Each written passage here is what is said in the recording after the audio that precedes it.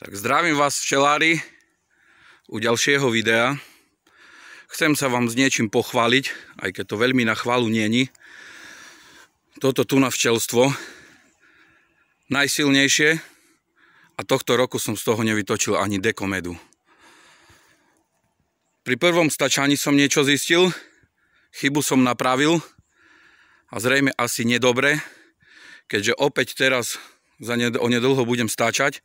Išiel som kontrolovať, ako to stojím s medom v medníkoch. No a teraz vám ukážem, kde bola tá chyba.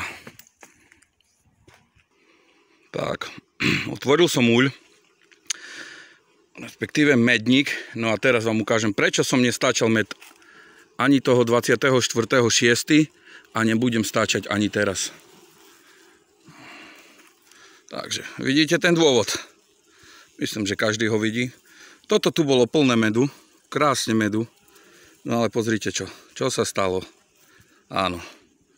Opäť sa mi dostala kráľovna do medníku a už tu jej krasavice začali robiť priestor.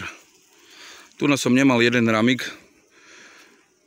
Včelárim na 10 ramíkoch, boli 9, tak tu už si stavajú divočinu. Toto ma ani veľmi netrápi, len trápi ma to, že opäť sa tu dostala matka. Tak a ideme ju hľadať. Krásne plasty boli plné medu.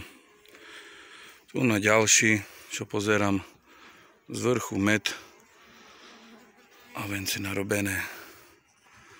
Takže matku zatiaľ som ešte stále nenašiel, ale už sa na tom pracuje.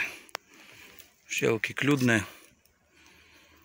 Matka ploduje si pekne v medníku, takisto aj na tom. Toto krásne všetko som mohol mať v plodisku a mám to v medníku. No a pozrieme sa, čo bude v plodisku. Tak matku som našiel na 3. ramíku, tu je. No ju. Takže tu je matka, pekne ide. Takže matku mám nakoniec, je teraz v plodisku, takže ju tu aj nechám a každopádne túto mriežku, čo mám, počkaj, matka je tam, túto mriežku vymením. Cez túto mriežku sa matka nejak stále dostala hore. Zrejme tu na kraja pochybá mi jedna palička tá. Takže matka je tu, pekne si chodí. Pre istotu ešte pozriem, tam mám medník. Pozriem náhodou medník ešte raz poriadne, či nemám dve matky, ale pochybujem, že by boli dve, ale pozriem ho ešte. Takže matka je v plodisku, dávam novú mriežku. Tak a ešte urobím jednu vec, keďže som matku našiel tu na v plodisku, tretia bola, myslím, z kraja, sprava.